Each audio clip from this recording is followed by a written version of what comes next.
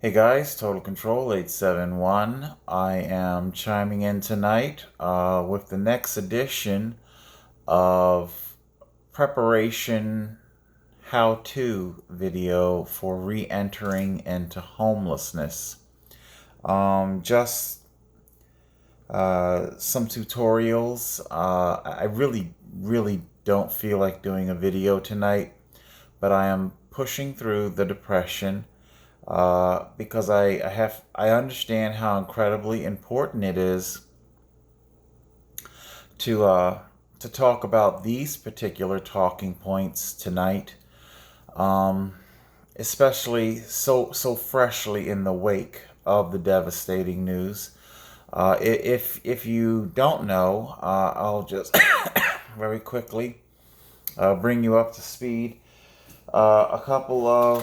A few days ago, I was visited by my landlords and received the devastating news that uh, I am to start paying a portion of the rent and that my housing voucher will be lowered so that it's now created, reintroduced, should I say, housing insecurity. And excuse me, just going to pop in a very old Halls. I was rattling around in the storage box. So, I want to talk about making good choices, um, because it kind of seems to be that my nonprofit, they would see fit to kind of give me I don't know, I guess maybe a monetary lecture on on what to do. Uh, if I really had to characterize my nonprofit's response to this thing, it's kind of like, believe it or not, like they're the reckless child that went willy nilly with their money. I don't know if you ever seen it when maybe a child will get Christmas money, birthday money, what have you, and it might be a substantial money in relation to their understanding, and they will want to, or maybe they had a summer job or something and they saved up a certain amount of money and they think they've got like a lot of money, and they start treating this friend, treating that friend, spending it a little here, a little there, and with every spending, they think that it's not that big of a deal. That they still should have a great deal of money left over. It's kind of how my nonprofit is. That they will think that your utilities aren't that big of a deal. Your monthly expenses aren't that big of a deal until, at the end of the day, and suddenly the child has learned that they've spent about just about all their money, and they're wondering where the hell did it go, and you just don't really realize. It's kind of what I want to talk about tonight. Before I get into the money, I want to talk about the good choices. I want to first thing I would like to announce is that I made it through last night sober. It might sound like a peculiar statement from a man who is not an alcoholic. I don't identify as an alcoholic, but last night I admit I did. I definitely could have used a very strong drink. I could have used a very strong drink. I could have climbed into a bottom of a bottle over these past couple of days, um, over the stress. And sometimes the stress does become very white knuckled, holding on. It's very difficult. And the reason why I'm talking about this tonight is because when so many people will go to experience cope with the crisis that is plunging them into homelessness. So often we can't stop the avalanche as it comes down on us, plunging us into homelessness. So many of these things are outside of our powers, outside of our abilities. But the one thing that we do still have control over are prudent choices, making good choices to not self sabotage.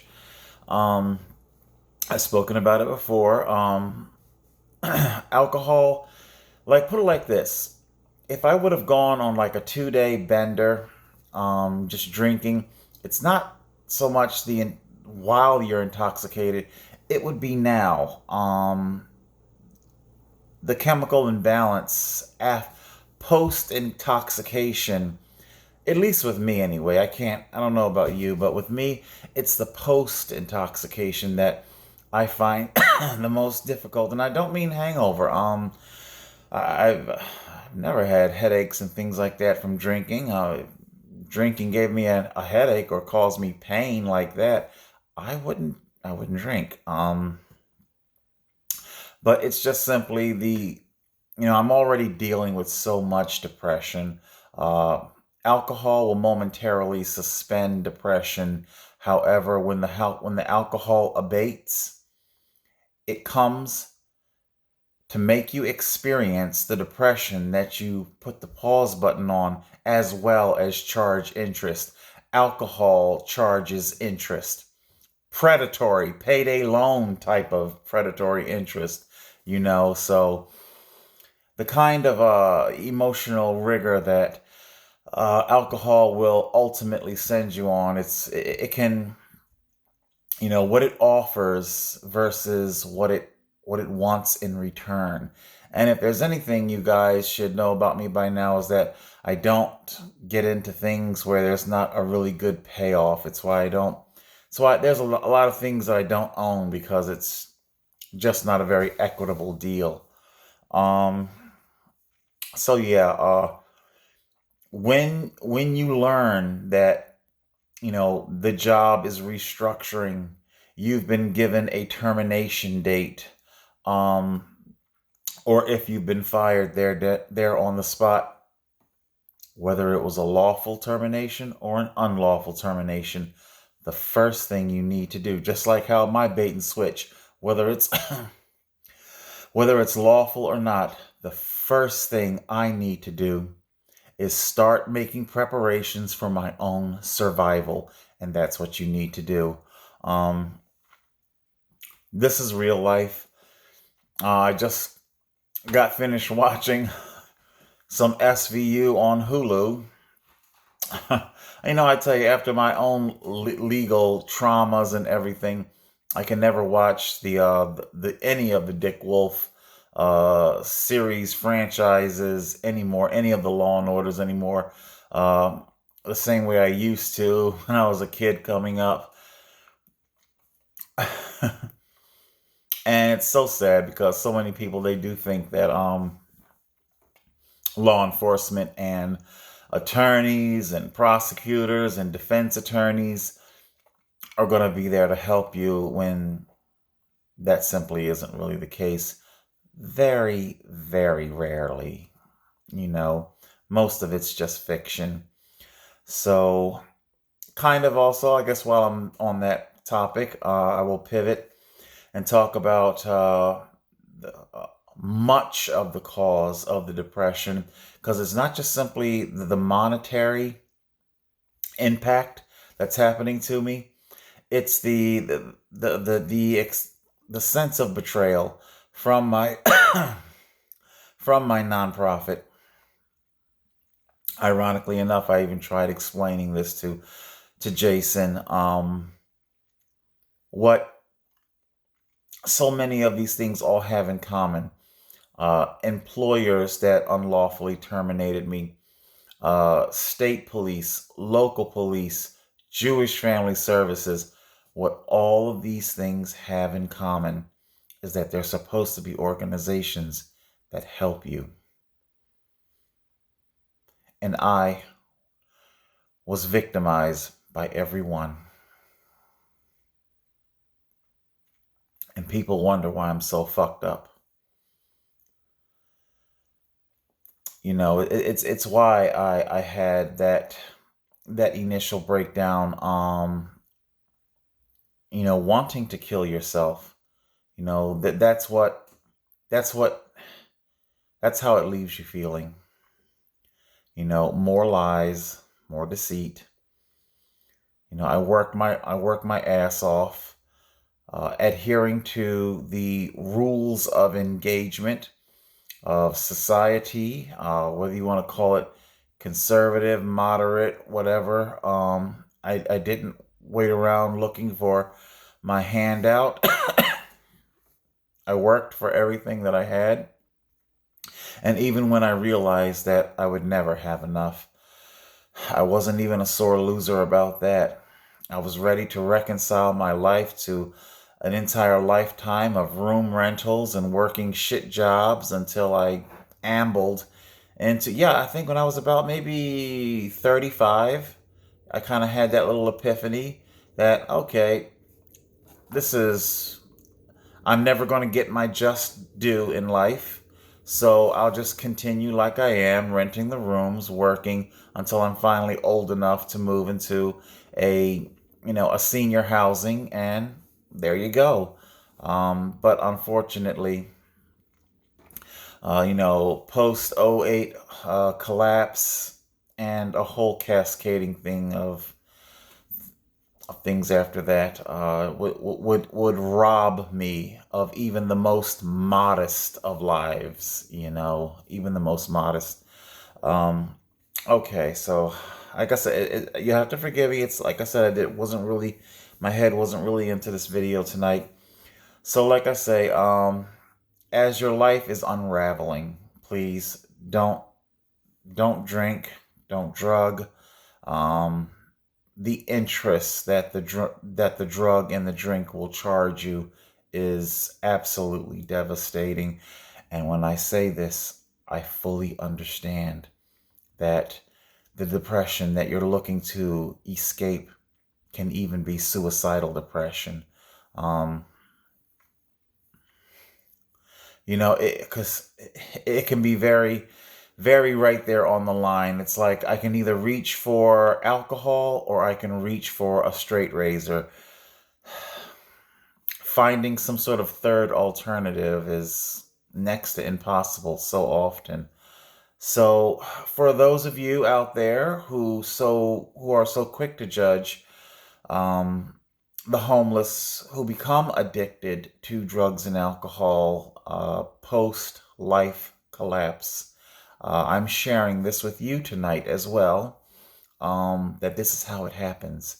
It's not exactly real time, but it's close to real time. How my life is unraveling again and falling back into homelessness. And I want to map this out for you. I want to map it out for my fellow homeless. I want them to understand this is how it happens. I want you the solidly middle class, because I understand that you are fed a narrative created by corporate media. These people, they reject services. They're service resistant. And I am showing you with each and every one of these episodes exactly why we homeless shy away from the services, the lies, and we're sick and tired of being used for their lies, for their bookkeeping, for their, you know, um, it becomes very hurtful, watching them live middle class lives while, this is what happens to us. Okay, I don't want this to get too long tonight. So anyway, make good choices, start preparation. I believe the old saying goes, handle your business before your business handles you. Um, I have a doctor's appointment tomorrow. I am fully expecting to be turned away and told that, I'm sorry that you were told this in the hospital, but it isn't so here. So I'm fully expecting that. See what I'm saying? I have to prepare myself for learning that I was lied to. Um, So and I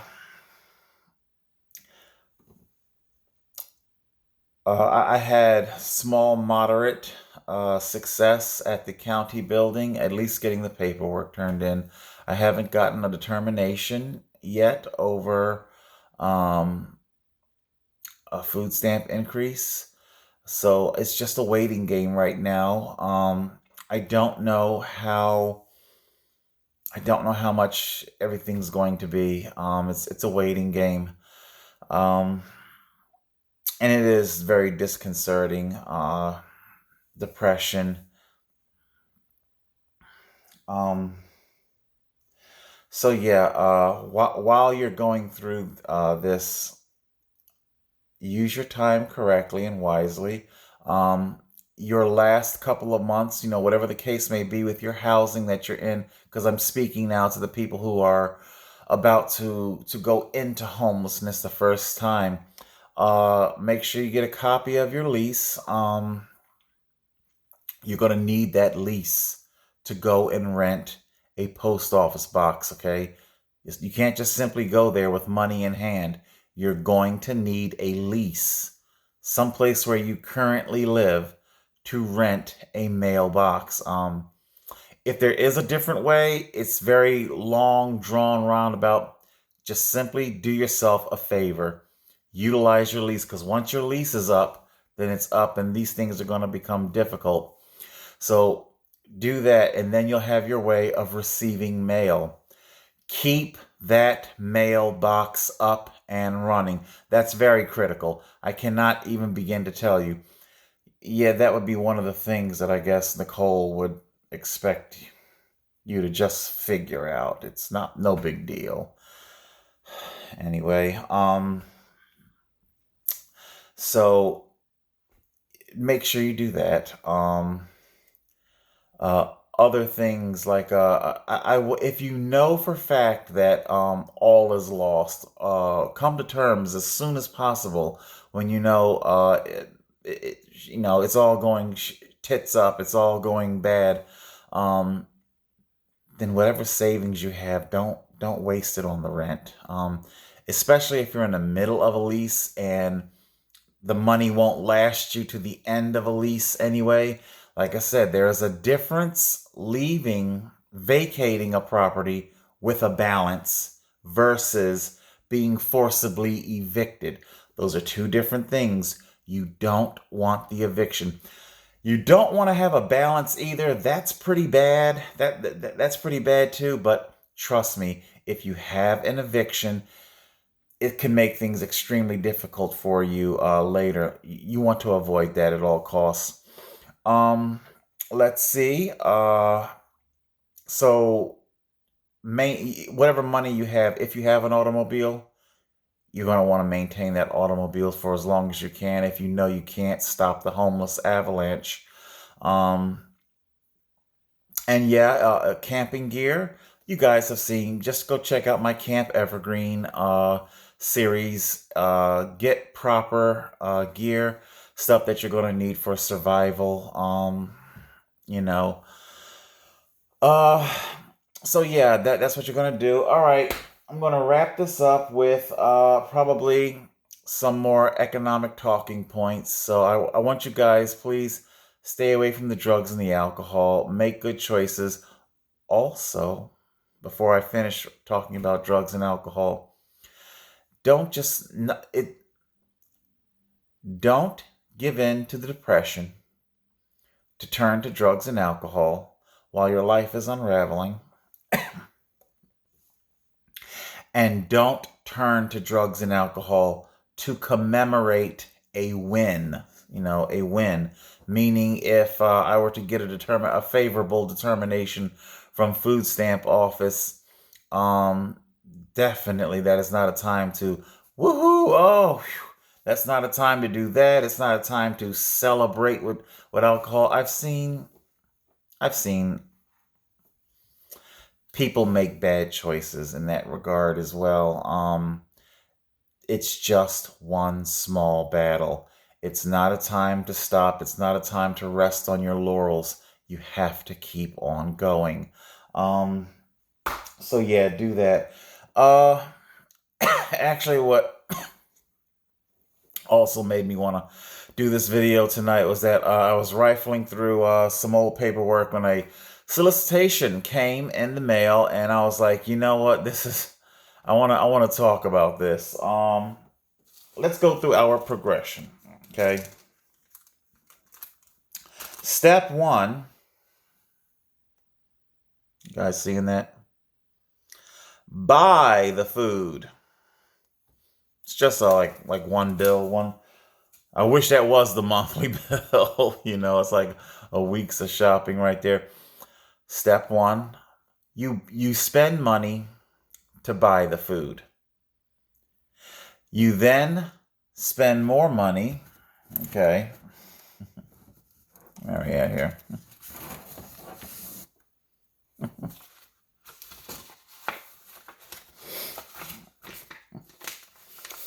And then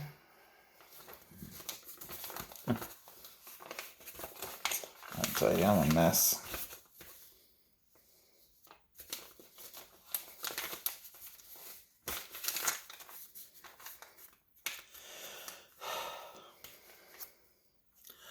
Then we spend money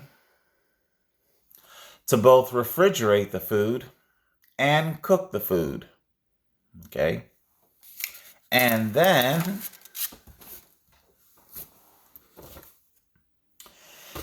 we spend money. You see it? We spend money to wash the food and, our pots and pans. My man, pots and pans. We spend money to wash our food, even with hot water. So that would be the gas bill. And then ultimately, and the water bills when we also when we're done with our food and we flush it down the toilet. You would think that that's where the money expense ends. The monetary expense of buying the food, refrigerating the food, cooking the food, flushing the toilet, getting rid of the waste. Okay, the money doesn't end there.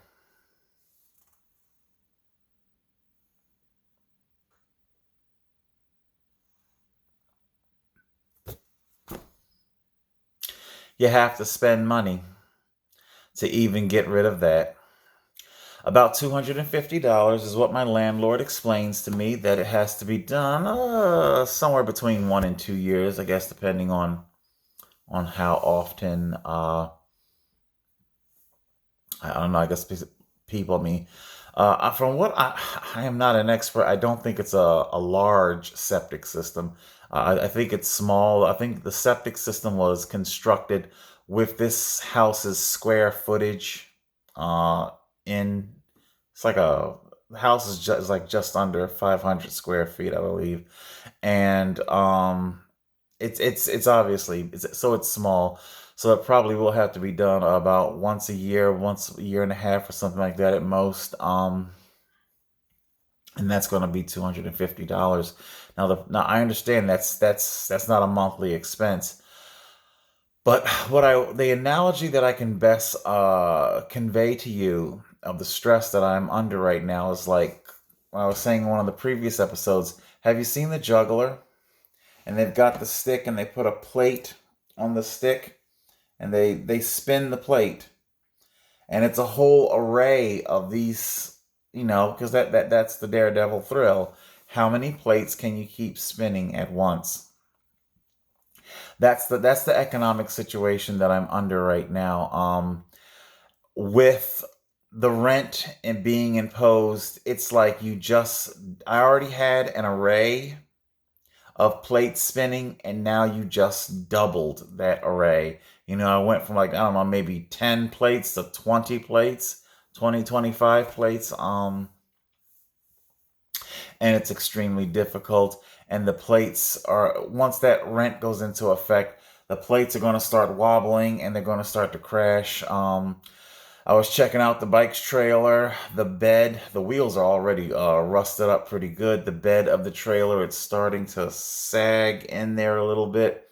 The trailer will have to be replaced in the not too distant future. Um, uh, I've tried, I've done my best to explain this to you. I could just simply go down one by one plates that I have spinning, and they're about to get much more difficult. So, something like your toilet, something like your septic system. Okay. Now, as I was trying to explain, a person like Nicole from my nonprofit community enterprise, if she has a septic system and it becomes full and it has to be serviced and emptied, I have very little doubt that she wouldn't that that she could accommodate that expense. $250, I'm sure she could.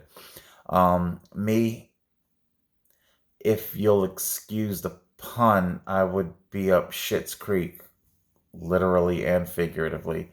Having your septic system emptied isn't something that you can exactly put on layaway. It would have to be done now. If shit's starting to to back up into toilets and drains of tubs and sinks, and it has to get done. It's not something that I can just simply put on pause, and save for, or as Nicole would say, just worry about it later. Yeah, unfortunately, I wouldn't have that. And of course, she would probably say, well, okay, Amir, what you need to do is just start saving for something like that. And of course, what she doesn't understand is what I've already explained to you. I have a huge backlog of shit that has to be purchased now. Um, it has to be purchased now. I'm already struggling. So like I say, like if this chair breaks, then you're gonna find me sitting Indian style on the floor. Um, will I have money readily available? Uh, you know, um, when I get paid next week, I'll be taking $200 to the bike shop to put an installment for the spring maintenance for the Black Rider. Okay, I am sorry, Nicole. That's not something that I can just simply worry about later. In other words, I can't wait until that bicycle gets so unrideable that, so now all of a sudden because remember now, these bills, these plates are going to continue to wobble, and money is, you're going to have to spend money to get them spinning again.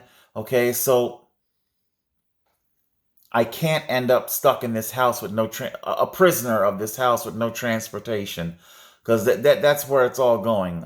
Home arrest, and good God, how would I even get food into the damn refrigerator then? I hope I have explained this to you. That's what I'm struggling with. Trying to keep the plates that I have already spinning and the plates that I'm about to get, to keep them spinning and from crashing. And mm, we'll talk real quick about the program's money matching. Uh, the lady who handles it, her name is Robin, and the I think I was having this is when I was first starting to meet with Michelle, the clinician. And I think it was both she and I think when I was doing the group home, I don't know why I'm calling it a group home, but the shared housing. There you go. And India was telling me about the money matching, dollar matching, and it's like, okay, I get it. Neither Michelle nor India run the program, so they probably wouldn't have, all the little intimate details as to how it works. So I never really faulted either India or Michelle if they told me, because basically we're going back like almost a year ago. I was leaving the office. It was kind of the end of the day, and Michelle, I think Michelle had, or maybe I had said it to Robin that I'm keenly interested in the dollar matching, and it was then that she told me, well, you can't use it for anything like clothes or shoes, or I was like, oh, okay, um, whatever. But so you couldn't use it for that, but so it, she was kind of like sort of gruff, if you want to call it that. But it was the end of the day. I didn't hold it against her.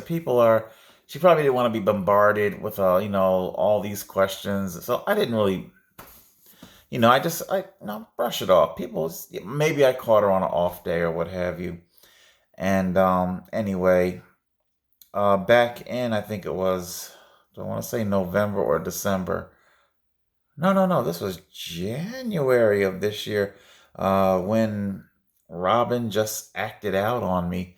It was during one of those uh, do nothing sessions with Jason at the office, where we were supposed to be going out and doing shit.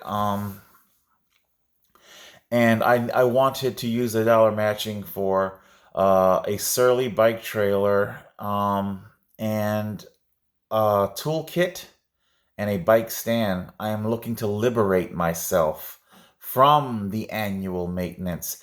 The toolkit cost about $800. Park Tool PK4 something on it. It's a 800. It'll have every tool in it that I'll ever need. I'm not looking to become a master mechanic. I'm not looking to be on par with a bike shop. I just want to be able to work on my own bicycle and do the things that I need to do for my own bike to liberate myself from from the annual maintenance fee. And the bikes. I needed a bike stand as well as a new I wanted the Surly trailer. It's like $1,100 for this trailer, and but hey, before you say $1,100 for a bike trailer, hello, I'm on the fifth Asimo Osimo bike trailer, and each one costs $130. Do the math. And if they keep deteriorating after only a year or 2 years, and of course a Surly trailer would never it doesn't deteriorate like that. That's the reason why it costs that much money. I see I am getting up to 33. I hope, because I'm recording with the front, I hope I go to 38 like normal. Um, I hope so. Otherwise, we'll just say Total Control 871, and I guess this will be the end of it. Um, but yeah, okay, it's at 33 now, so maybe, I don't know. Uh, anyway, um, make good choices once you realize that you're about to fall into homelessness and it cannot be helped. Of course, do everything you can to not go into homelessness and make good choices there. But who are we kidding? One of the parts that we advocate and talk about is that homelessness isn't just for people who are self-sabotagers,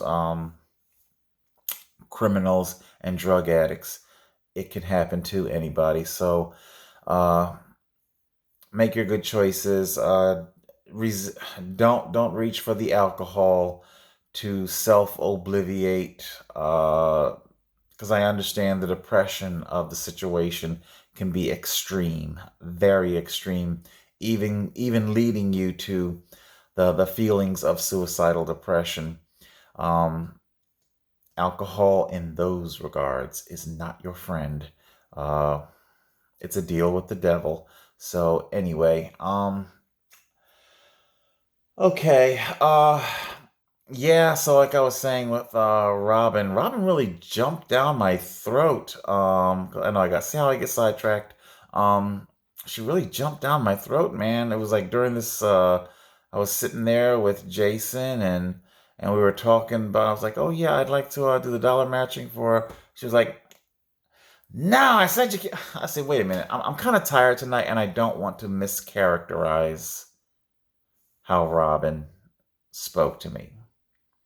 So rather than try and do a really bad impersonation, I'll just simply say that she spoke to me aggressive, and I couldn't even articulate. She wouldn't even let me say what it was that I wanted the dollar matching for. All she knew was that it had to do with cycling, and therefore it just simply didn't meet the criteria for dollar matching. Um, if indeed that was the truth, fine, but would it would it kill you to just simply hear me out? The 2 minutes that it would have taken for me to tell you what it is that I'd like to save money for. Um, so anyway, and so I immediately just simply shut that down. It was the second time that Robin showed me a very aggressive edge, and I knew that you don't want to get, so that would be a good prudent choice right there. Rather than try and combat the situation, it's what's called pick and choose your battles. So I already had so much on my plate. I don't need to be battling Robin over a dollar matching money program. So it is far more prudent and correct to not engage in it at all. Okay, we're at 36, coming to 37. I guess that's it. Um, Hopefully, I have given you some good advice about entering into homelessness. We'll cover more in the not too distant future. Total Control 871.